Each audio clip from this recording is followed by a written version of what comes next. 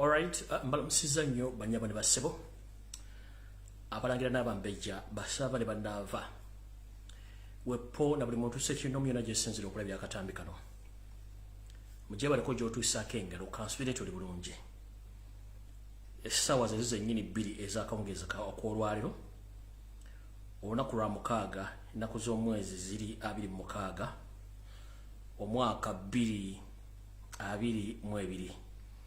Nabagambye ngenda baleetera shocking news era buli muntu yenna ng'oli wa mmemmento no please nagambye kuno ku video tokola ki? Kuno ku video tosembera. Kuno ku video tokola ki?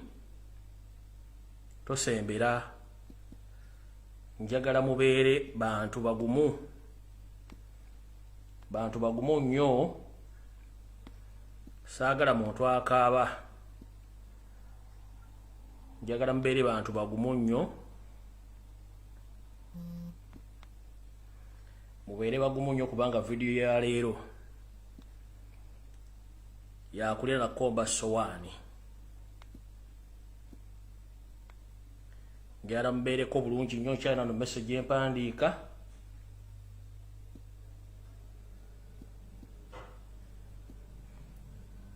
Tulyoke tugende mu maaso. Tutandike video eno bulungi nnyo. Saagala muntu saategedde saawulidde. Alright. Mbalamusiza nnyo banyama ne basebo. Abalangira n'abambejja basaba ne bannaabo opona buli muntu asinye n'omujja gy'osinzira okuwuliza. Mujebereko gye mutuusaako engalo. Nga bwe nabasuubiza nti ngenda kujja olwaliro kipayopayo olunaku lwa 6 mwadde munsubira nga munsubira lwa Sande nonga waliwo amawulire agataanire ne ngamba kanzije. Alright, nga bulijjo saagala barwisa tegeeza munno. Tambuza video eno. Tegeeza munno mugenda kulya shocking news ow'ememento nagambye totawaana era nagambira nti boy ow'ememento totawaana. So tegeeza munno eyakajja nti omukulu atumbudde. Nga bulijjo saagala barwisa ensooka babuuzaako. Mbalamusiza nnyo banyama ne basebo. Abalangira n'abambejja basaba ne bannava na buli muntu yenna sekino mujjo sinzira okuwuliza video eno. Nsooka bulijjo kubuuza ku bannayuganda mwenna abawangalya mu ggwanga erya Amerika. Mujje baliko gye mutuusaako engalo kansubire nti muli bulungi. Buli ssaza lyonna gy'osinzira okuwuliriza. Nengenda mu ggwanga erya Canada. Bannayuganda mwenna abawangalya mu ggwanga erya Canada mbalamusiza nnyo. Buli kibuga kyonna ky'osinziramu okuwuliriza basaza gye baliko gy'otuusaako engalo kansubire nti oli bulungi. Nange ndi bulungi. Mwe mbabuuzaako akensuso kubanga njala batuma mu nkolero omulimu guno. Ekibiina kya National Labourers Movement ekya NRM kitegeeka sima gye tuyita retreat yaabwe mu Canada. Naye bulijjo mbagamba nti mulina bambega bangi nnyo e Canada nga mulowooza nsaaga. Njala mutegeeze gavumenti ya Canada bagenda oteeka retreat eno kuba egenda kubeera ku Hilton. Mutegeeze abo buyinza nti bano abasajja bali mu kutugumbula bannayuganda ewaka era baleese retreat eno kutandika kutrackinga bannayuganda. Era na mufuneyo mbege omu agenda okuba mu retreat eno alikodinge afune ebifaananyi bya muntu yenna yayingidde mu retreat ya NRM eyo. Ebifaananyi bitwale mu government ya Canada bagende bano abantu abali wano kubere profile zaabwe ne bakwatako mu mpapula zaabwe banga basaba obudamu kiba kitegeeza bafekinga bambega ba Museveni bajja okuba Uganda bali Canada obutwa ebifaananyi baba buyinza bano bakebere mu system babazze waka. Mujja kumanya bani abagenda obba obutwa bani abadde bapatambulyako nga muli e Canada. So retreat eri e Canada bagenda gikola ngegenda kubeera ku Hilton. Ndoze genda kubeera omwaka guno gwe nyindoza between oba June. Kamala okwetegereza ndabe. Kamala okwetegereza no ndabe. Lindako. Alright, lindako. Alright. Bagita the first Canada NRM chapter symposium. Eno njagala mugitegeeze abamateeka Canada. Nti kino kibagenda okukola kimenya amateeka olw'ensonga egenda kubeera ku Hilton Niagara Falls wegenda okubeera. So mbasamwe ndamunda bannayuganda bali mu Canada mufune mbega omwagenda okugenda mu retreat eno. Buli munnayuganda aliwo mukuba ekifaananyi bakisindikire migration ya Canada babakebere mu system bwabanga ali ku political asylum bebambega betubaga buli nako mu bateeke bafulume eggwanga lya Canada kubanga abantu abawo obutwanga mumanga temumanyi. So ekyo kibagambye ngobudde bukyali mbadde nkyabuuza ku bantu munansonyiwa. Kanzire wano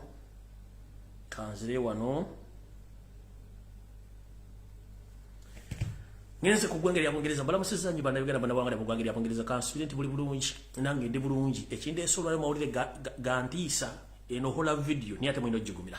So bannabawanga mu ggwanga lya Bungereza mbalamusizaako mujje baleko gye mutuusaako engalo kansubire nti muli bulungi. Nange ndi bulungi mwebale kukola mwebale kubeereramu namwe mubenge mwebe Bungereza obusajja bungi nnyo ongeza obusindika obusajja omulonda bungi nnyo buli mu kutambuza akatwa so namwe mbalamusizaako nva nengenda ko kuwanga nengenda mu semazinga wa Europe banayogera mwonna bwanga mu Europe mbalamusiza buli nsi na mwoli mujje balikaje mutuusaako engalo kansulenti muli bulungi nange ndi bulungi bwe nva ku Europe nengenda ku semazinga wa Asia banayogera mwonna bwanga mu Asia mbalamusiza nnyo mujje balikaje mutuusaako engalo kansulenti muli bulungi nange ndi bulungi buli kimu kitambula bulungi era yensonga kinze mbabuuzeko mwonna bwanga mu Asia bwe nva mu Asia nengenda mu ggwanga eya Australia mwenda banayoganda bwanga mu ggwanga eya Australia balamusiza nnyo mwebale kola mwebale kwagala Asia mwebale kweberera mwebale kubeerayo kansulenti buli kimu kigira maaso mu kiraba bwe nva mu Australia ngenda mu Middle East banayoganda mwenda bwanga mu Middle East mbalamusizaako mujye balikoje mutuusaako engalo kansulenti muli bulungi nange ndi bulungi ekindeese ekipayo payo mutegeera tulenziza for emergency wabeerawo kintu kyonna ekikwaki jukira nimba genda kudda ku Sande naye nga nina kyenteze natega akati kukanga nabe njagala okukwasizaamu era mbakwasiza bulungi nnyo so mwenna abawangalira mu Middle East mbalamusizaako bwenvaawo nengenda ku semazinga wa Africa mwenna bannayuganda bawangalira ku semazinga Africa mujje bale gye mutuusaako engalo kansulenti muli bulungi mwebale kukola mwebale kwebereramu bwenvaawo nembuuza ku bannayuganda abali mu Kenya Mombasa Tanzania abali Rwanda, Burundi, Congo, Central African Republic, Congo Brazzaville, nengenda mu Sudan ya Mamboka, nengenda mu Juba, mwana banayuganda bali wangale mu South Sudan balamusizaako Egypt, nenkomo off Kampala. Mujyewe ko banayuganda mwana wangale mu Kampala ne mu Uganda, mwebale kola mwana buli yosinze okuliza video mu Uganda okulamusizaako nnyo. Alright. Kali bamala babuzaako nine ekintu ky'enjalo basaba olwaliro. Tulina muganda ffe gwe tuyita Pity Edera Stab. Mwana muganda phone bambi ali mu struggle era yagiremeramu ebizibu ebyamutuukako mwabimanya bwe yafulumya amawulire agamu agataasanyusa gavumenti n'omukwata n'omutwale butabika n'omukuba eddagala emufula ndi mulalu unfortunately netulwana nnyo n'asobola okuvaayo tiyava mu struggle ng'abalabe baakola oba basirika yagana okusirika asigadde akola emirimu gya struggle mpaka n'olwaliro ali mu kuyigwa ali mu kudduka naye jjukira talina kigula magala ddiba so omukulu ono amuganda afe bunaku akola video abeerayo na exposing abantu kubanga yasalawo bafaafe naye bambi talina buyambi nsaba n'obuwombeefu mwenda buli munnayuganda aliyongolinayo ekikoini ekikulemeredde kiwa omwami ono bamuyita Pity Edera Stab amaanyi ge giyipita yisaabirye eyo mobile money kweri ya Airtel bambi kyonna kye muyina muyambe omwana oyo kubanga yalimira mu struggle bamutwala butabika n'omukuba eddagala ly'abalugu nga baagala alaluke ave mu struggle yagaana nakati akyagirimu wadde ali mu Uganda naye kaali kudduka nga teyeetaaga obuyambi please munyambe omukulu isabire Peter namba gentaginze wano ye Pity Edera Stab mumuyambe bambi mwekigulya magala eddiba kubanga ali mu struggle aletakola jukire Kampala omuntu alimedde ku struggle bisere bisinga bamuyisa bubi okubanga bamutwala nga omutemu mu Uganda so nga ate alwanira ggwanga lye. Alright, bwe mbamaliriza bwentyo enamba mugitegedde eri awo ya muganda famida Peter isabire gwe tuyita Pity Edera Stab bambi mumuyambeko buli kimu munyambeko buli kimu yina akaseta katono sobola kamuweereza kubanga buli kimu ayagala kwetuusa kekigula magala eddiba nga bagezaako kuddusa obulamu bwe. Alright, olwaliro njagala kutandika n'ekigula luki naye nga sinatandika n'ekigula luki njala mutagingire Yoseri Tibahabula otabasira mutani wa Kalekeze njala bere ku video eno njala mutagingire Janet Kemba bazabere ku video eno muhozi Kanyirupama kale Kalekeze kayihula njagala abaganda bafe bona bava mu Northern Uganda bere ku video eno njala family y'Omugenzi Jacob Oulanyah bere ku video eno njagala bana Uganda mwe nabo bere ku video eno njagala media stations zona mu Uganda bere ku video eno njagala ba politicians mwe nabo bere ku video eno tukoyo okwekwekerera twagala twogera amazima tugogere Yoseri Tibahabula otabasira mutano wa Kalekeze nsi leta muzezedde ensanga bisibe mmanyi ku video eno kwoli wavudde n'otiisatiisa tukoyo tutiisatiisa mbwe ayogera ku nsonga z'Omugenzi Jacob Oulanyah ng'ayogera musime bamutisiza butwa mugenda musiba mwancunya dda ne muncunya nze omu kubayogera Jacob Oulanyah baamu obutwa kitawe yabwogera family ye ebyogedde ku social media nze nkiririnze njagala onkwate provided mumpa omulambo gwa Jacob Oulanyah nengenda nenkolako postmortem yange independently awo lyokonsibe if not so zip up tugenda ku exposing to the extent ojjana kweddukanira nkiddamu otiisatiisa bannayuganda baleme kwogera mazima ku nfa ya Jacob ne bannayuganda bonna bazibattibwa njala kugamba nze dirize ku social media okusaba rightful postmortem ya Jacob Oulanyah tukoya abayebo tusinzira ku social media okutandika okubuzaabuza abantu njala kugamba nze ndi ready okunsiba as long as nti ompa omulambo gwa Jacob Oulanyah nengukolako independent postmortem okulaga obujulizi nti Jacob Oulanyah gwa mwobutwa era gwa mutta. Media zo mu Uganda mwenna mutandise kusiriwala mudda muno mudda muli ne mwagala kwogera nsonga kanzi jenzo ogere mu kitegere bulungi nnyo.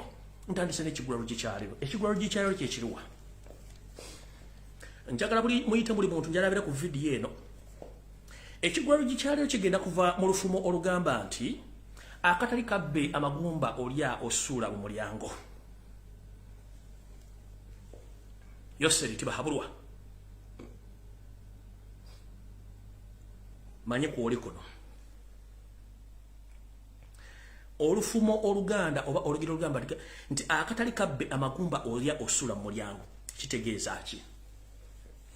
Mu luzungu ngenda kibaddiramu oluzungu olutonotono mumanyu. Kubanga sagala Museveni yeewunze. Sagala abantu baganda from northern baleme kutegeera kyenjogera. When I say in Luganda that akatali kabbe amagumba olya osula mu mulyango, I mean that if you are eating food and that food is yours, there is no need to hide yourself or to hide your food. Sit anywhere where people they can observe you eat your food peacefully. But when you start hiding yourself that you are eating, that means the food you are eating doesn't belong to you, or you store that food in a simple term or in a simple manner. That's how I can explain that. Akatali kabbe amagumba olya osula mulyango ekivunwa nti boboli ekintu kyonna olina kubanga okirya nga tolina kyeweekwese teweekwese. Kati yose tibahabulwa tabasale mutono wakalekezi betuga nti akatali kabbe amagumba olya osula mulyango. Constitution ya Uganda etujjako etuweddembe netugamba nti buli munna Uganda bwazaala omwana abeera wuwe oba abeera wa gavumenti. Ku bantu babiri asooka abeera wa family n'afuuka wa gavumenti. Bw'afuuka wa gavumenti kiba kitegeeza omuntu oyo wa ggwanga lyonna. Kati gwe an individual omuntu omu lutabayisirwa bw'ogamba nti otandise okuwamba family z'abantu owamba emirambo gy'abantu nga ggwe tokkiriza family eyogere, tokkiriza radio zogere, tokkiriza bantu boogere gwani as who you are just an individual with two balls like any other man in this world, but it's like you are intimidating each and every person in Uganda so that they can keep quiet, they can't talk about the death of Jacob Oulanyah. Mister, let me tell you one thing. Togenda tutisa tisa. The reason as to why you are intimidating Ugandans to get off at Oulanyah's death because you know exactly what happened to Oulanyah. It's you and your agent who poisoned Jacob Oulanyah until he died in USA. By the way, to inform the public, the reason as to why Jacob Oulanyah was thrown to USA because it would have been a blow to Museveni, Jacob Oulanyah to die in Uganda. So he decided to flow Jacob Oulanyah to USA so that he can die from there, but was a post-mortem. But right now, let me go to expose you as the information follows. Museveni, akatali kabbe amagumba oli osula mulyango kitegeeza nti omuntu bw'abanga alina ekintu nga kye teyeetaaga kwekweka era teyeetaaga kubuzaabuza abantu bamulaba. Mukulu Jacob Oulanyah ono wamusse n'ekigendererwa kye ky'okujjoba Prominent Ugandans abalinamu amagezi agategeera oleete ensujjuuzo, embaata, enkoko, ensolima zonna oziteeke mu Uganda batandike otutegeerera. Wasse Jacob Oulanyah si yekka n'abantu bangi nnyo. Kati oli mu kutiisatiisa famire, otiisatiisa bannabyabufuzi, otiisatiisa bannayuganda, kiki ky'okweka? Bw'oba tewasse Jacob Oulanyah kiki ky'okweka? Nakugamba nti Constitution ya Uganda etuwa olukusa okwogera ensonga zino. Ekyokubiri, Constitution ya Uganda etuwa olukusa okufuna amazima okuva mu public n'okuva mu bannamawulire. Neggwe amawulire wagafuna n'ogakwata. N'odda politician n'obakwata buli kimu n'okyefuga toyagala muntu ategere mazima. Ossa abantu bangi nga weekweka ne ku luno tugenda kukuwambula, tugenda kukuswaza. Njagala buli muntu abeere ku video eno olwaleero nyambule Museveni nga nenda bwe gisimufungize. Tugenze mu maaso. Gw'olwokuba okimanyi nti olina baperegesi abasobola okukuutira akadingidi. Wavuddeyo n'osooka twagamba nti omusajja mu obutwa. Period. Njagala ndi nkyali mu kiggulalugi sinaba information. Njagala nsiga ekifaananyi kino. Ekisookera ddala. Omugenzi Jacob Oulanyah bwe mugamba kubanga wasindise Dr. Opio Oloya okuva mu Canada weefudisa omuyaayi mafiya wo. Ajja agamba nti abadde amanyi Jacob Oulanyah nti mulwadde all along era abadde amanyi. Dr. Opio Oloya, we know you are a state agent who resigned in Canada. You might be a doctor, but all along Jacob Oulanyah abadde mulwadde. Lwaki tewajja n'oyogera previously nti Jacob Oulanyah abadde asafaringa ku kitu good? No, you kept quiet until Museveni forced you come to lie to the public. walimbye Oulanyah ekyamutta butwa Museveni yamutta. You were paid to come and fool Ugandans as your brother Mobati Mao. Kati wemba kwatira gwogamba nti Jacob Oulanyah yafudde natural death. Natural death ebeerako cause also. Mr. Doctor, also natural death has cause. No Mulambo gufudde accident baga gwafudde accident. Bwogamba natural cause obulwadde babwandika mu postmortem nti yafudde natural cause. Wabeerawo kiba kyamuleetedde okufa. Ekyo nga kimaze. Ne muddamu ne muleeta Jacob, ne muddamu ne muleeta Nobati Mao najja n'agamba Omugenzi yafudde cancer. Let me tell you one thing, Mr. Museveni. Tukyali mu kigula lugi. If you send your agent to lie to Ugandans or to divert Ugandans from poison to cancer, Jacob Oulanyah all along abadde musajja mugumu nga waali. Cancer gumwogerako, cancer abeera ne 4 stages. Stage esooka, stage ey'okubiri, stage ey'okusatu. Njagala mutuleetere report eraga nti Jacob Oulanyah abadde ne cancer for 10 years back. Kuba cancer twaga bugwina jana kuluma lunaku lumu. Cancer akuluma asookera mu stage esooka, stage ey'okubiri, stage ey'okusatu, stage ey'okuna n'olyokofa. Abantu cancer baluma basala size kubanga babeera ku chemotherapy. Chemotherapy kukukaliriza nga bakalira cancer ono abenga okola ki batta cells za cancer ziri omuntu asobola okubanga akola ki awona obulumi. Jacob Oulanyah abadde musajja munene kati sagala mulimbe gwanga. Temulina the report eraga nti Jacob Oulanyah yalwana cancer for some period of time. No teriiwo. Just mwagala kubuzabuza banna Uganda. Mutunuulire omusajja affe njalaba okyokulabirako. Muganda ffe Anthony Wameri bamukuba obutwa nga bukozinga cancer wa free stage. Yaddusibwa mu America mulabe omusajja bwafaana. Wameri yali musajja akalabika bulungi. Kati Wameri ne Jacob Oulanyah ani mulwadde wa cancer kubanga tukimanyi Wameri mwamukuba obutwa buli mu free stage cancer na slimming na gwawo. Olwokuba nti kalabadde kuddagana ne chemotherapy atandise okudda engulu. Kati sagala banayogera abuzebuze. Tunulya Wameri Odinene Jacob Oulanyah bana baze bagamba yafudde cancer omumwanyi gwe mumanyi cancer bwaluma kwaki mbuzabuza bana Uganda. There is no anything like a cancer. Jacob Oulanyah was poisoned. That's why you are hiding each and everything and you are chasing people from knowing the truth. So I'm going to expose you today. Ekyo nga nkimaze. Nobati Mao nkulabye ku media leero bakuleese otandika okubuuzaabuuza amawulire ogambye nti Jacob Oulanyah yafudde cancer naye mbu public eyogera ebyo mbu yafudde poison nabo balina endowooza yaabwe bayinza okuba batuufu singa baleeta obujulizi mukulu. Bw'abanga abadde speaker w'eggwanga yafa 3 weeks back gwe ne babbi banno ne babafulumya mu America mugende mukole ebintu by'ekiyaayi ne mutuukayo nga temugenze wadde na muntu yenna munnamawulire kulaga kikifa mu ddwali wadde Jacob Oulanyah waali wano biga byoyogera ojjawo obujulizi obulaga nti biga byogera bituufu.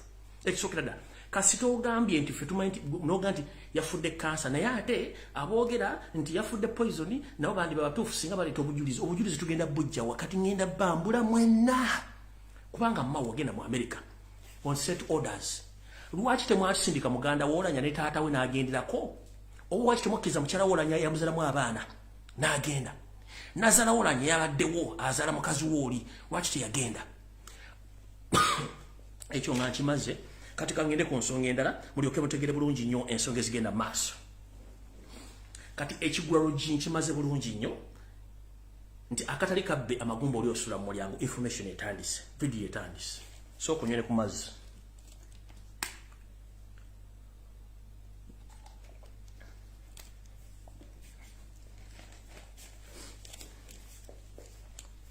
All right. Mu African Traditional Society fenaje tulimba kadugala na dabana Uganda n'abala. Museveni oli musajja munyarwanda omugwira binemito muto tujja bimanya. Mu African Traditional Society ne mu nzike yaffe y'ekiddugavu family y'Omugenzi eyina 100% all rights okuzika omwana waabwe mu ngeri gye baagalamu. 1 omwana bw'afa oba omuntu yenna bw'afa omuzadde amukungubagira era baleka ekyalo nekijja ne kimulabako ne kimubuuzaako. Family members and relatives balina rituals oba obulombolombo bwe bakola ku mugenzi. One from Buganda tufuna ebinyirikisi abaana abooluganda ne bajja ne bayisaako ebinyirikisi oba obugoye mu maaso g'omugenzi n'oyogera n'ebigambo by'oyogera ng'osiibula omugenzi agende aleme kuddira oba kutuddira. That is African Traditional Society. As you speak right now, why do you refuse the family of Jacob Oulanyah to take care of the official traditional burial of Jacob Oulanyah? Because you fear the repercussions. Here is the mess. One thing. Tata wa Jacob Oulanyah sawa zino. Yayiba n'obuvunanyizibwa ebitundu 10 okubanga agenda kuziika omwana we mu ngeri yonna gy'ayagala. Gwe obuvunanyizibwa bwo kuteekamu ka ssente mu mali so si kuwamba mulambo gw'omwana ono Jacob Oulanyah Munnayuganda. Ekyo nga kimaze. Bannayuganda basangibwa mu Northern Uganda ogenda balimba kubanga bo balina enzika eyaabwe ey'enjawulo. Twakitegedde nti essaawa zino taata w'omugenzi Jacob Oulanyah amaka ge gasaliddwako SFC. Nchiddamu public njagala tegere amaka ga taata Jacob Oulanyah gasaliddwako SFC. Tebamukiriza kwogera na munnamawulire, tebamukiriza kwogera kintu kyonna. Why? Ye taata w'omwana. He is responsible to give the information to the public. You are not the father of Oulanyah. You are not the family member of Oulanyah. So the family members and friends, they have a right to express themselves to tell the public what happened to Oulanyah. Right now, you are hiding each and everything. Why do you put Oulanyah's father under house arrest on the supervision of SFC? Why? You think we are dumb, we can't understand exactly that you are hiding the truth? We are not dumb, we know exactly what happened to Jacob Oulanyah. It's you who assassinated Jacob Oulanyah through poison. Now you are putting the money under house arrest because at first you pledged to give him 1 billion Ugandan shillings. The man refused. 2 days back, again you pledged 5 billion Ugandan shillings, which the man refused to take that bribe. Nchidam, tata wa Jacob Oulanyah togere sawa zino. Bamusizinzeeko damaka ge SFC yagatutte. Tebakkiriza mu tata Jacob Oulanyah kwogera kigambo kyonna. Tebamukkiriza munnamawulire namutuukirira. Tebakkiriza kintu kyonna kyefaananyiza muntu gwe batamanyi. I'm under house arrest and heavy supervision by SFC. Why? Did he commit any crime? The guy is mourning the death of his son. Now you are even frustrating that gentleman. As I'm going to give me information about all the families whom there are people you murdered and you frustrate those families. If you are not hiding the truth, all radio stations and TV stations in the northern part of Uganda, they were summoned by UCC not to play any traditional song, not to talk about the death of Oulanyah. If any TV or radio station breach the rules of UCC, that radio station is going to be closed permanently and the license is going to be cancelled. Why? Mumambuka ga Uganda gonna nga tetwawuddemu. Waliyo amagye aga buli kika. Omumpembe Yoseti Bahabula Tabasale Mutano wa Kalekezi yalagidde teba TV, teba radio station yonna ekkirizibwa kuzannya luyimba lwonna olw'obuwangwa oba olukubagiza abantu mu Northern Uganda. Yalagidde ekitongole kye kyabafere ekya Uganda Communications Commission okusindikira ebbaluwa ku buli radio station ne TV yonna mu Northern Uganda obutabakkiriza kuzannya wadde okwogera ku kigambo kino ky'okufa kwa Jacob Oulanyah. Nti anaakikola radio oba TV egenda kugalibwawo na buli kimu kijibweko nga nenda bugisimufungize. Why? Who the hell are you? Museveni, who the hell are you? If I might ask, you are just a mere person, a mere human being like many other Ugandans, but you are confusing each and every person in Uganda. Why? If you are not hiding the truth, why do you block people to access information? And why do you threaten your TV station, radio stations in Northern Uganda? Everyone is threatened. People are not allowed to get out of their houses. Even the trading centers all are sealed off by SFC. Even there is a curfew as we talk right now. People are not supposed to move at night. You can move during day, but nobody is allowed to gather beyond the number of 5 people. Nobody is allowed to gather beyond the number of 5 people in Northern Uganda because it is a crime right now. Museveni is hiding the info, is hiding the truth. So njana kugamba bino bikibi okola bobo yagalo kanti ogamba Museveni sigwa Oulanyah kati ekyo kivuddeko kangende ku information ku exposing otegerere ddala. Njana muntu agingira family z'Omugenzi Nobo Mayombo Kasirye Gwanga ne mukulu Omugenzi Nyakairima njagala nsome message eno mugiwulire bulungi nnyo evudde mu omu ku ba defectors abaali batambuza emirambo gy'abakulu bano bamaze obbatta. Message esoma bweti to expose Museveni. Angambye bw'ati, hello Chemical Tr Lumbuye, hope you're doing well. Webale kuweereza ssebo, yes, that you said in the last video ebya Museveni okutta abantu ate n'abawamba emirambo gyabwe, yes, it's true, bituufu nnyo. N'entaana bituufu ebyaddala okuba nti aziteekako amagyozi kuuma. In Fort Potro, where I was deployed, when they killed Major General Nobo Mayombwe, they pretend that they have buried Jacob. They pretend that they have already buried Nobo Mayombo, but unfortunately, they hijacked the body, and the army guarded the graveyard.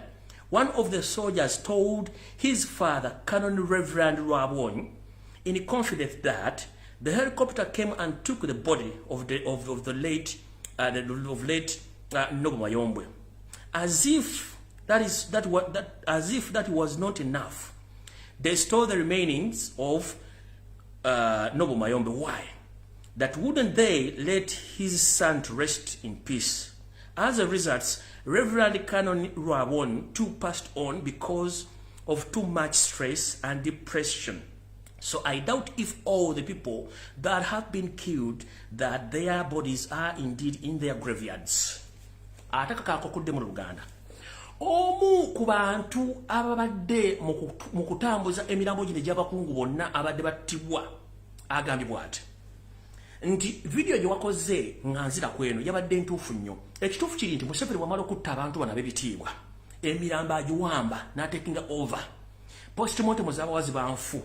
Kyakola emirambo gino 100% olumu aleeta emirambo n'agiziika, naye ate wayitawo ennaku mpawe kaaga ne bajja ne babba emirambo gino mu ntaane bagitwala ne bagiteeka mu bifo bitannamanyi kuba okubagiteeka mu asiri nga bakitya okuba nti abantu bayinza okubira ne bakebera emirambo gino ne bagikola ku postmortem ne bazuula nti emirambo gino biki gyafa butwa. Kati onangambye ekyokulabirako nti omulambo gw'omugenzi Nobo Mayombwe oba Mayombo gwe batta e Fort Potro nti omu ku mujaasi eno drone engambye nti omu ku mujaasi eyalumulwa oluvannyuma yategeeza taata w'omugenzi Nobo Mayombwe gwe bayita Canon Reverend Rabon, yali taata wa Nobo Mayombwe. Yegera mugamba ekituufu muzeeyi omulambo twagujja ekiro ne tuku orders ne tugubba mu ntaane ne tugutwala tetwamanya ffe twagukwasa bukwasa gye baligo tugukwasa omulambo teguddangamu. Muzeeyi bagenda okibera ekituufu ng'omulambo tegukyali mu ntaana. Muzeeyi kyamuviirako stress. Muzeeyi Canon Reverend Rabon stress ne zimutta n'afa. It is exactly what is Museveni doing to Oulanyah's father. It is exactly what Museveni did to the Catholic Church in Uganda. Exactly what they did to Kasirye Gwanga. I told the Kasirye Gwanga's family, if you want to prove that Museveni is a witch, go and dig and get the information whether your father is still in that graveyard. Because we have the information, the Kasirye Gwanga is not there.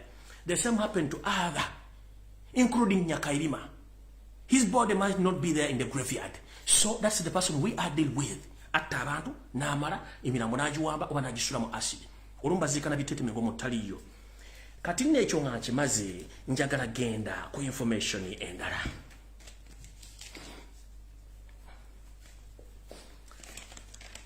So Jacob Oulanyah's family, and I'm informing the public right now, nti jo bwe nabagambye nti omulambo gwa Jacob Oulanyah gulina kutuuka ku Friday. That was yesterday. I was right 100%. And I need to inform all Ugandans that, according to my reliable sources, my sources informed me that yesterday, Friday, at exactly 11:55, Jacob Oulanyah's, according to the documents which my drone observes, according to the program which was arranged by Yoseri himself through his SFC and ISO agents. The arrangements of bringing back Jacob Oulanyah's body was supposed to be held yesterday, and my informant informed me that Jacob Oulanyah's body was brought back yesterday Friday, at exactly 11:55, at the old airport that is managed by the UN right now. Mchidam. Drone yange yangambi okusinzira ku mpapula gyezerabye yo seriye kenyini zeyebagira ne program y'aba agent bonna. Omulambo gw'Omugenzi Oulanyah gwatuse mu Uganda olunaku lwa jjo.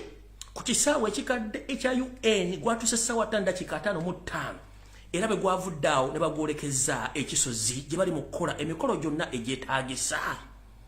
Kino teri TV station egenda kibagamba, Kebera radio station wadde wonna mu Uganda egenda kibagamba. What is the secret behind this? I told them I'm going to expose Museveni to the fullest. Kati kantandike bwete. Yo said it bahabro tabasirwa the son of Karekezi nsiyere tamuzeyizedde ensanga bisibe. Here comes the truth. Ndi musajja Muganda. I'm a proud Ugandan and I'm a Muganda. And I know all the rituals. Because I'm a Muganda and I'm a proud Muganda. And I salute all Ugandans who are still believing in their traditional beliefs. Although we believe all that God is there, but we the Africans, we used to have our traditional beliefs in our traditional society as well. So Museveni, I'm a proud Muganda who know all the rituals and all the cultural norms in Uganda. Mu Buganda tulina ekintu kye tuyita okusibaga n'okwetangira. Jukira bagamba Museveni yaleta abasawo mama fina amukaaga. Oyo mukazi Omunyarwanda. Abasabata ababiri bava Kenya, bava Tanzania, ababiri bava Congo, omu n'aba Benin, mama fina w'omukaaga. Katulina kye tuyita okusibaga n'okwetangira. Biri ebintu bibiri byanjawulo. Njagala muwawula ekitakambaga katuwepera l'entula. Bino mbagamba mbimanyi ate babikola badde bikola ku mirambo egisinga obungi. Kati ngenda ku exposing Museveni. Ekisookera ddala. Obaddenga osibaga bannayuganda. Ne batayogera ne basiba buli kintu n'obasiba. Ne weetangira bintu bibiri. Okusibaga n'okutangira ne weetangira. So here comes the truth. Mu bintu bakusaba n'abasawo Abaganda okuzibaga oba okusiba n'okwetangira bakusabye ente enzirugavu n'embuzi enzirugavu. Ngogenda kikolotya. Bakugambye you physically gogenda okukola emirimu gino.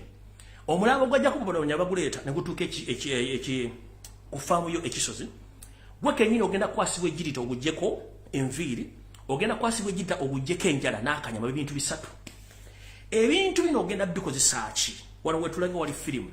Ekisookera ddala. Ogenda kukwata ente enzirugavu. Ente enzirugavu ng'omaze ogisiba amagulu n'embuzi yako enzirugavu omaze ogisiba ebisolo gye biri otadde odda. Okwate enviiri zino, okwate enjala n'akanyama akamu okasibe, bw'omala okasiba bakubuulire by'ogenda okulaamirizaako. Obikkule omumwa gw'ente, okateeke n'omumwa gw'ente mugusibe. Mukwate ente eyo mugisimire ekinnya, ogiziike eng'ente namu, bw'omala ogiziika azuwelo n'embuzi kye mugenda okukola. Bw'omala obiziika nga biramu byonna nga mubisibye, otambule nga totunudde mabega until further notice. Mu bino ogenda kuba weetangidde, ogenda kuba osiiba na Uganda bonna okutegeera. Kutuyita okuzibaga. Byobadde okola all along. Atakimanyi era kikutegeeza. Bino ne mu famire za bulijjo tubikola. Famire ng'eyina ebizibu ne bakuga tulina obbambulako ebibamba. Bayinza okutuma embuzi enjeru oba embuzi enzirugavu. Ne bakolako obulombolombo bonna ne mukwata kye babatumye ne mukiteeka mu mbuzi ne mugisibako omumwa ne mugisiba n'ebigere n'amagulu ne mugisimira ekinnya ne mugiziika nga namu. Teri muntu ava kukola mukolo ogwo n'atunule babaga tabaanayo. Exactly what is going to happen, and it might be happened yesterday. Now they are planning to camouflage or to show that the public that Jacob Oulanyah has arrived any other day, either tomorrow or any other day. Njomulangu va Bulaya songa tamaze okukola rituals zaabwe. Kati njagala Museveni obulire gwanga obulogo buno wabutuukako ddi.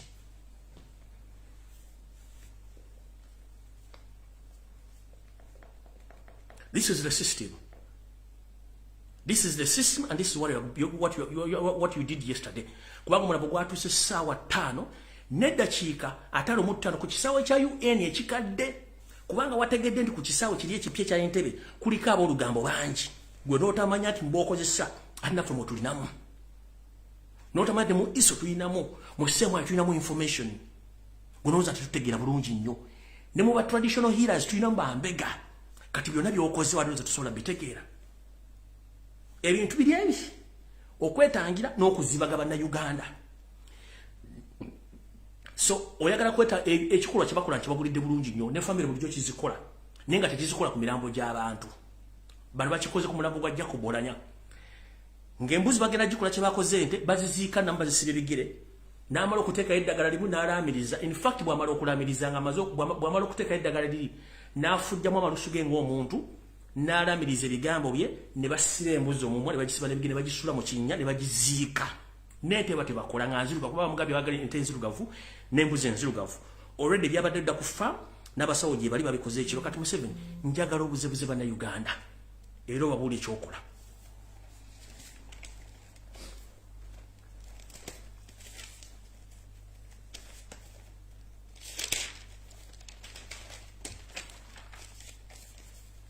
Ekyaloza mukitegedde nnyo abantu b'Oulanyah. Omulambo gwatuuse yesterday ku Friday sawa 5:05 ku UN Air Base ku Old Airport ey'Entebbe gwasuze ne bagutwala ekizuzi.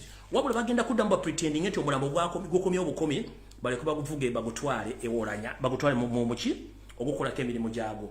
Kati ekisinga okusiza kikino Museveni tagenda kukkiriza muntu yenna wa famire kunaaza mulambo gw'Oulanyah.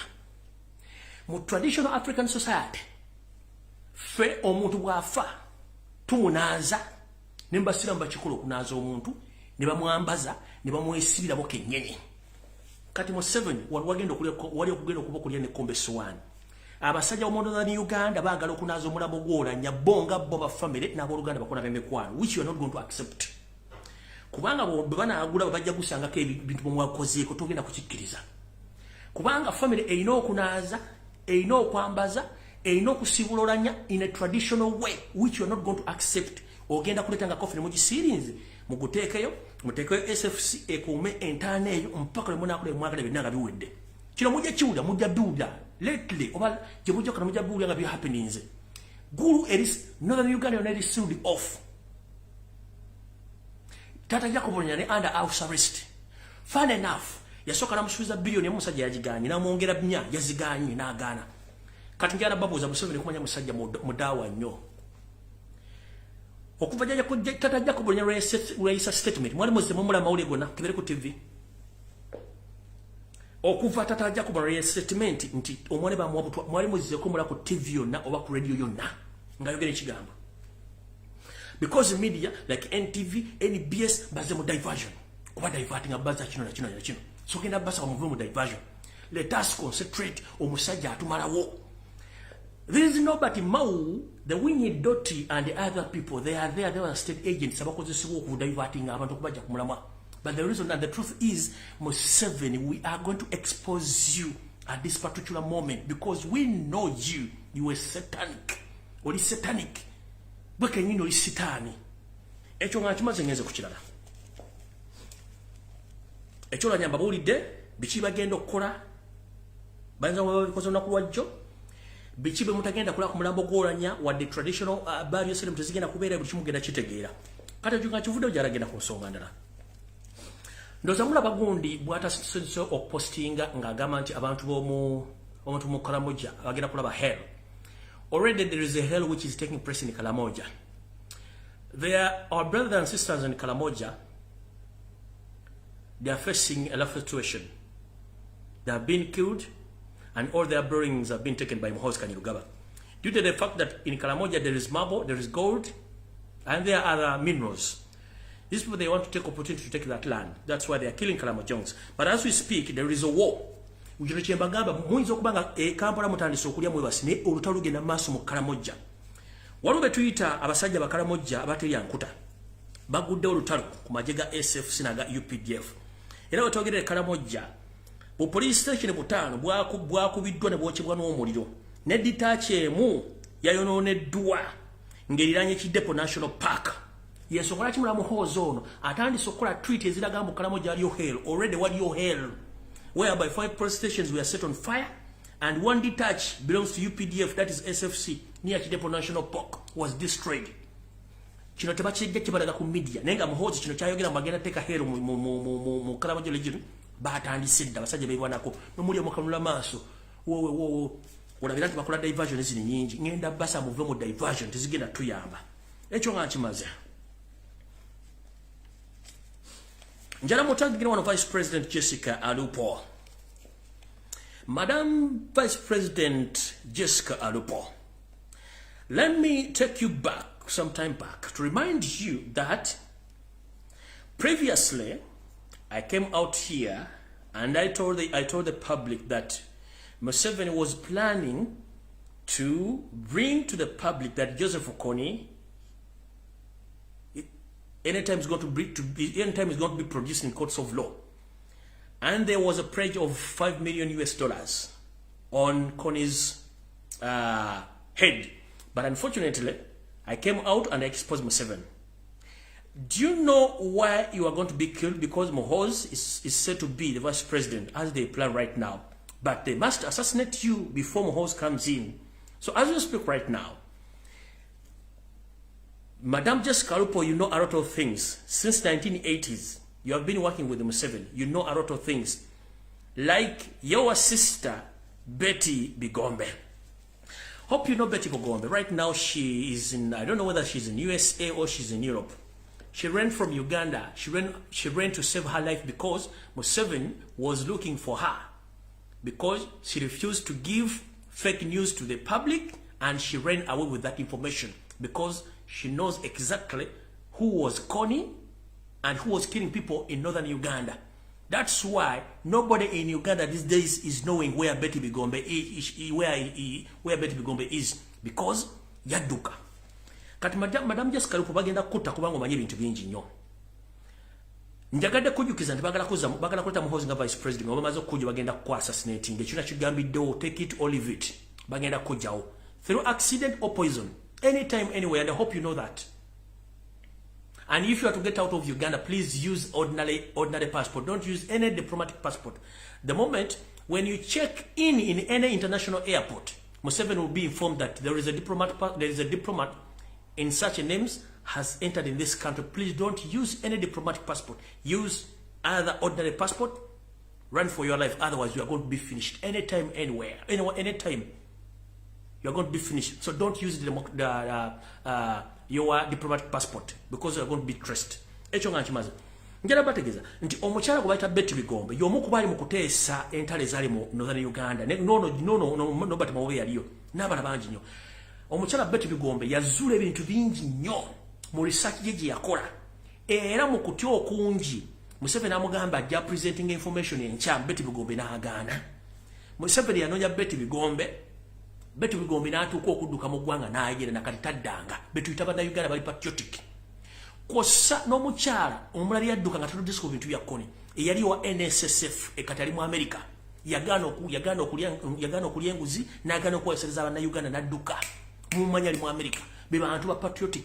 Ne bano bamawu wajja bawuwa omuto gumulingange engalabi ya nyanzi. Tasobola kwogera kwali n'amazima n'olumu kujja kuliba public. But patriotic people already batiddwa basinga obungi abantu badduse eggwanga obudde obwaggwanga onajjajja n'engalabi mbasimanyi Oulanyah died of cancer. Those who think that it was poison, you should come out with the truth. N'omutunda n'amaaso ne gakuluma. Kati ekyo nga nkimaze. Madam Jessica Alupo, as you know that your friend or your sister Betty Bigombe, she was forced to flee Uganda because she had a lot of information about Joseph Kony. As well, you know a lot. Please try to hide yourself because Museveni and his son, they want you dead. Kati mulowooza Uganda tuli mu kuzannya. Ngenda balaga video. Abasajja ba endali mugabo wamba abana bali mu kubatta, bali mu kubocha, mugenda kutya. Video eno tenda saturatinga. Kubanga no mulukira ku Facebook bajja kugigaano gizanya. Kanji bazanyire wano mulyoke mutegere ensi. Ndoza wano, sokenzi jeko wano. Sokentekeko dimu wano.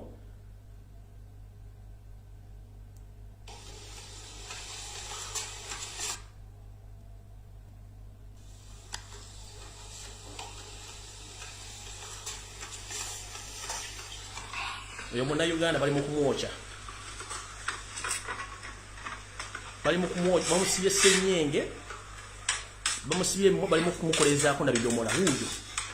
Guess what yamocha ba SFC bali mu uniform za NRM. Huyo muna Uganda. Huyo yetu bagamba bino emoza mutosaka. Huyo muna Uganda bali mukumocha mu safe house. T-shirt mujali NRM. Ndide mu video. Play it again. Oyo muna Uganda ali mu safe house. Bamwocha na bidomola. Bamukumako na bidomola wujo. Wujo bidomola mocha na bidomola bibi. Bamusiye senyengi kandoya.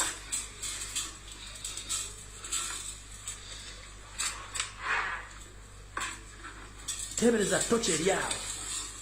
Amocha wa NRM, National Resistance Movement, basajja ba iso basajja banyarwanda. Kanjiddemu. Kubanga Facebook tejjajikiriza jiza nyayo. Facebook wenjitere ba account yange bajigalira unenge ndagishiyali. Huyo.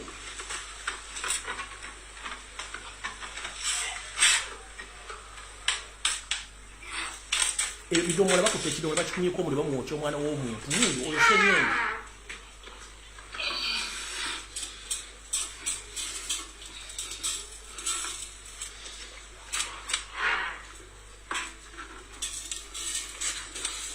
Amocha huyo wa NRM. Katenga mga utasobola kuwa butwa. Babasobola okwocha mu Uganda n'omusiba akandoya. Remember previously nabagamba banasajja baba technique mu nsiko. Bakubanga abasajja obuga abaganda obubazzi ku mutwe bayito buhuli. Ne bakusiba akandoya olwambala okuwamba ne batandika okunoonya buli muntu yenna eyali majiga akayira. Ne babokwata ne babasiba akandoya bati ne bateka ebikone babega ne baleeta ebipiira ebinene ne babateka ebipiira baba kumako ne babakuywa ku mafuta n'enkulu baba kumako ne batulikanga emberege tu. Awo n'okuva ku musajja mpaka lukubiri mu ndeeba kisenyi weyo na Uganda bayokya basajja abaganda abasajja abaana bannambi. Ene setula za luddawa. Museveni agenda okusonyiwa. Ani agenda okusonyiwa. Ani agenda okusonyiwa. Nona buli ngari msimanyi NRM bino mukulaba nababa namwe. Bino mukulaba nababa namwe. Huyo musajja mwana muganda. Bamukuma kebi bamukumyeko omuliro wujo. Emiwa bagisiye bamusiye senyengi kanima je. Huyo bamucha bidomola.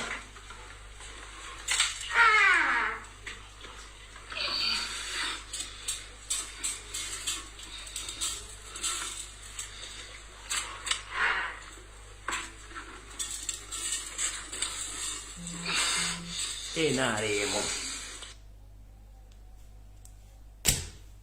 Mugambo tulina bana Uganda.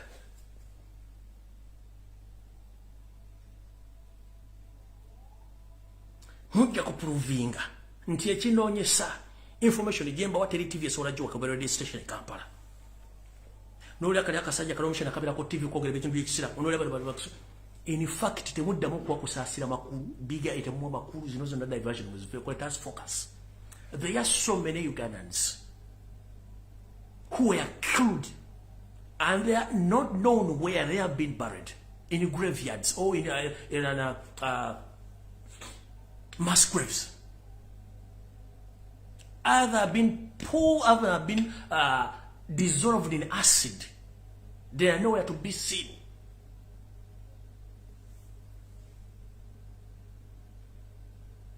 Kati ono kusasira nga jasi ni Kevin you smile big eye. Bino omwana w'omuntu nga mukole bintu bino.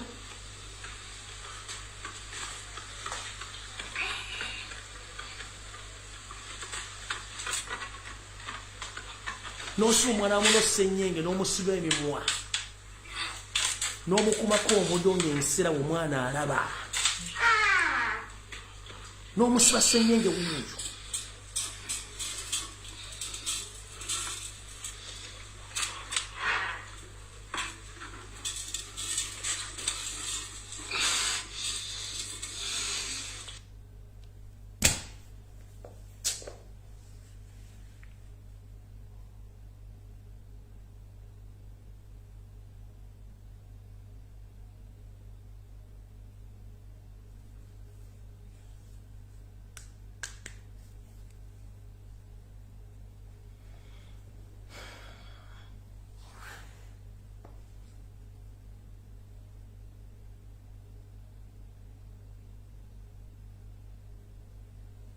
Ina mitima sija bana Uganda. Teri muna Uganda asobola kukola bintu ebyo. Teri muna Uganda asobola kukola bintu bino.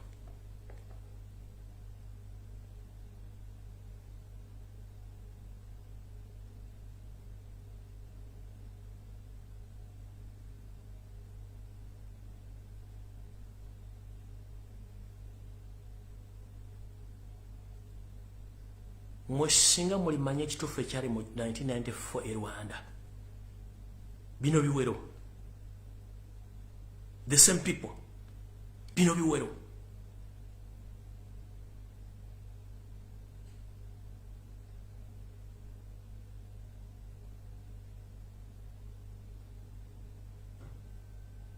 Teri TV esobola kizanya. Teri radio station esobola kizanya okujjako kutiisa mbu simanyi TV egenda okwogera kino tugenda gijjako muna jangu nsibe.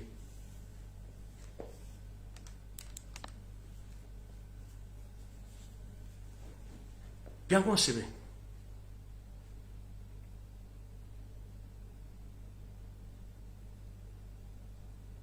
Ono omusajja alina omukazi alina abaana.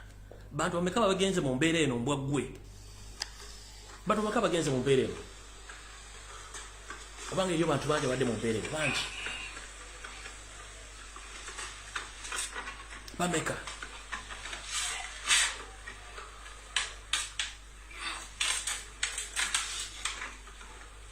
Nokwata omanyi kibayita ekidomolo okukwata omuntu omusiba ssenyenge. Imagine ssenyenge omusibisiza akandooya. Ne Banyarwanda mu mutujoozi, Banyarwanda mu mujoozi abaana Uganda.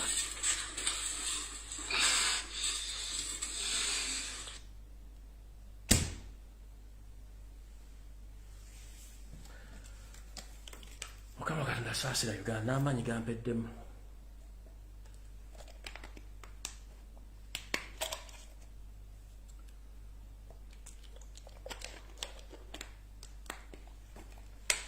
No video mbalengera kitya Facebook ne bayinza okuggala account yange.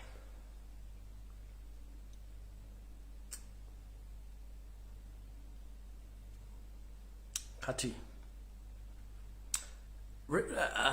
bwana mukulu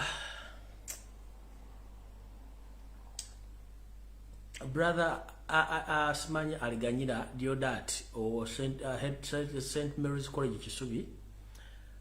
Nakulabula yes 2 days back na kuoninga oje wetondere public wetonde bana Uganda wetondere mwana wa Kyagwe wetogera ndi Kyagulanyi ne bana Uganda waganye. Alright, this is the second time bwetumala okuziika Omugenzi Jacob Oulanyah ngenda ku exposinga kubanga nina footage nina buli kimu bwotava kwetondera Kyagulanyi Solomoni na bana Uganda ku bikibi wakola. Eno last warning. Warning the nina buli kimu ekyetaagisa okuexposinga. We are not supposed to do this because we are human beings, we understand, but with the due respect what of day okwetondera Kyagulanyi Solomon Kampala na kwetondera bana Uganda ngenda kuexposinga. Ate sigenda kubeera sorry in such acts mukola ku baana b'abantu.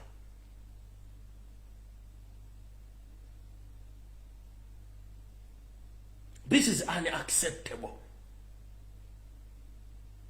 In a video, when you take Facebook, we're going to account here. That's the problem. We're going to begin the community standards.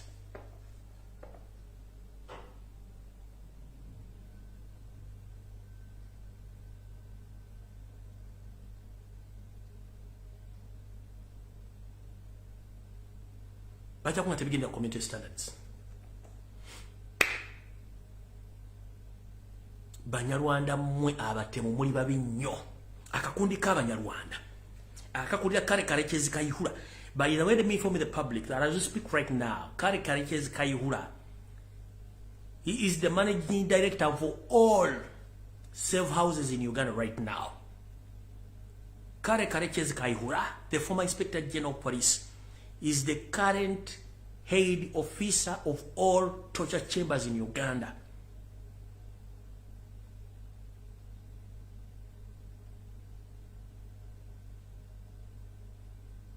Yes,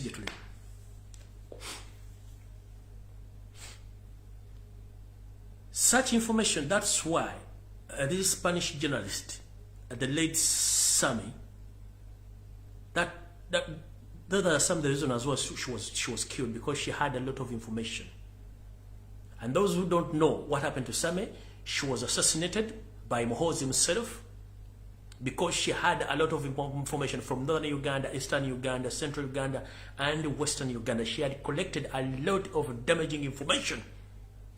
Torture, killing, mass graves, and even the chemical weapons. She had a lot of information, but unfortunately, she was assassinated.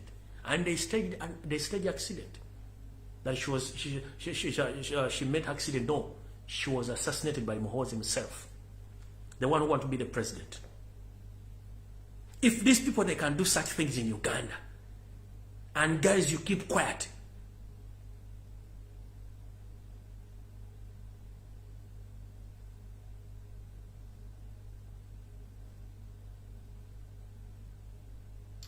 Ayagala video eno jangu mu WhatsApp yange eri public, mbawe video eno mugitambuza. Obandi sikinga njiteeke yo simanyi. Obandi sikinga njiteeke managala account yange.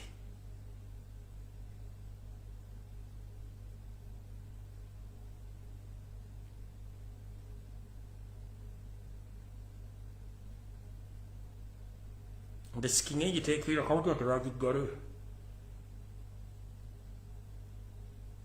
Zokugala account yange. Mujje mu WhatsApp yange, gwempa yagaba etambule eggwanga lyonna.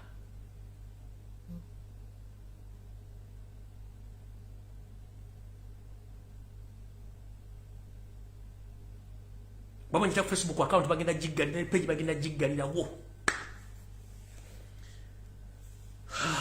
Yes, Kristo na.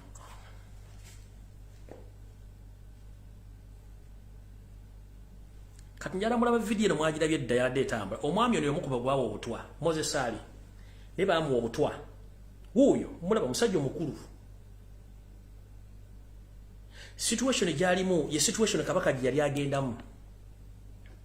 Kambalage mwetegereze. Situation Moses Ali gyali Kabaka gye yali agendamu, stage yali agendamu, ne mula tewali amufaako buli mwali bibye. Ndoza mujjukira Ssaabasajja Kabaka embeera gye yajjamu ku mukolo ogumu. Kati ye Moses Ali gyalimu ne baamuwa akatwa, kubanga y'omu ku bannayuganda abava mu northern Uganda abali permanent bali bamanye eby'obuyeekera. Wuuyo ye stage Kabaka gye yali agendamu bajjukira obulungi, era ne baamuwa akatwa. Wuuyo mugiraba yeesika ne yeekola atya ne yeekola, teri amufaako, nobody care about him, because omanyi bamumala dda. Ye stage Kabaka gye yali agendamu.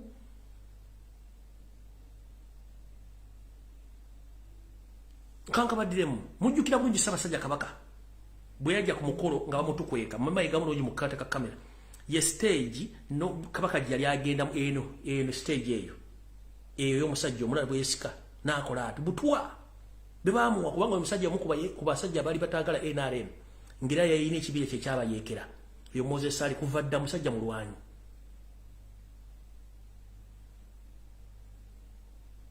Teri amufaako musajja wattu. Notunula embuzi ya Robert Mawe gyesinika ebinyombo bana. Nakulabaka katuna abakyadde mukkiriza okugenda kwange kuno eswaso etayanula erege engalabi Mukama taasa Uganda. Naye nga kibi nnyo, baana bangi babasi. Kati muve mu diversion. Muve mu diversion. Ate no message nyala egenda eri mwana bana banopu. Nadaba foot soldiers. Foot soldiers mukola mulimu gw'amaanyi nnyo mubalire ddala. Naye mwina ekintu kyemukola kye batamanyi indirectly. Buli oddira omuntu ali mu kibiina kyo n'omu-exposing oba n'omuteeka mu public, kubanga gwonna ky'otamulabyeko ky'otayagadde. Oba wadde NRM platform okukuba Kyagulanyi n'okukuba national platform, njalaga basaba. Nga batugamba nti akuba owu akuba awumbawumba engalo, baana baffe ba ground soldiers, please mutuyambe. Ekintu kyonna kimula ku mukulembeze lwaki mukubira esimu g'ekiro ky'okoze kikyamu, have publicly akyogere. Nebo ekibanga agoga nti owa NRM omulamwa oba omuwa NRM ekyokukola ekyo mukireke. Tutambule, ezo ziba diversion, bamwogera ku diversion. Diversion nyingi. Diversion nyingi. Tulina ebintu bingi nnyo by'okukola. Banaye Mukama bankomera takomera mpeera. Mwiraba naye sisuze bulungi.